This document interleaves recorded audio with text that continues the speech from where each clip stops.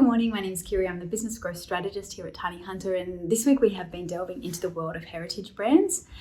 Think Louis Vuitton, Chanel, Levi's, Vegemite. These are all great examples of heritage brands that have stood the test of time. They have really strong reputations and have become icons that we know and love. So we've been exploring and drawing inspiration from these brands and looking at ways that we can capture that sense of history and depth and heritage and apply it to a new brand that we're working on.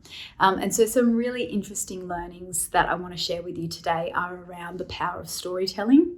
We know that heritage brands really harness the power of storytelling to tell these beautiful, rich, emotive narratives. And so even if you are a new brand that's just starting out, there's always an opportunity to tap into storytelling to better connect with your customer. So perhaps there's something interesting in the reason why you started the company in the first place, or we know that customers love a founder's story. So try and find opportunities to tell stories.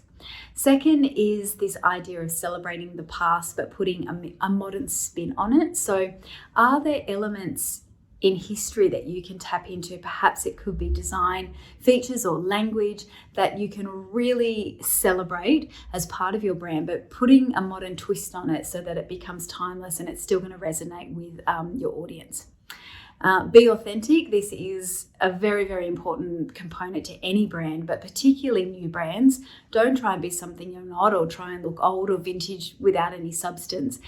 Find out what are those interesting parts of your heritage and your origin, that really make you, and then celebrate them. Bring them out as big parts of your brand.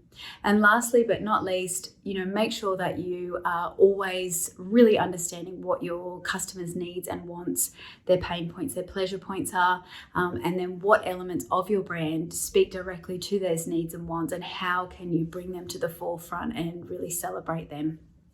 That's it from me. It's time for brekkie.